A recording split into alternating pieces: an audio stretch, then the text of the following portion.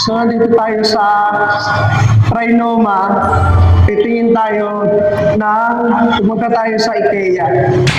Titignan natin kung gaano kalaki yung IKEA dito. So, titignan natin yung kape. So, nandito tayo sa Lazy Fair. Mumura ng mga damit nila dito. Tagwa 150, 200, puro pang babae. Meron dito pang unisex sa'yo. Pero ilan lang yun? Isa lang yun. Pero usually, tagto 250, around 250 to 150 pesos lang. Hindi sila 100. So, nakabili siya ng 3 pirasong damit. Na? Kasi yung dalawa, ayun.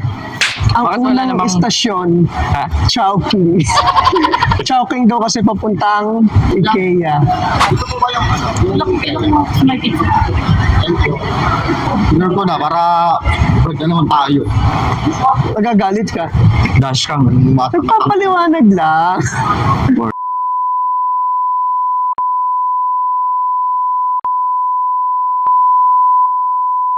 Salam din na naging lag. Uy, naka-video. Ayun, nakita na natin yung IKEA. Ayan, so ayun na yung IKEA natin. E-entrance kami sa sa IKEA. Tapos pumunta kami sa dulo, Stabilo, may Stabilo. Ito na ang IKEA. Thank Ito you. bang mag-video dito? Center table nga. Sige. Lens.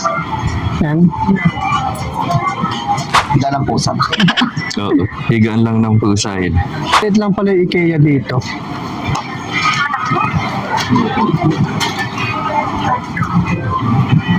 Boomerang.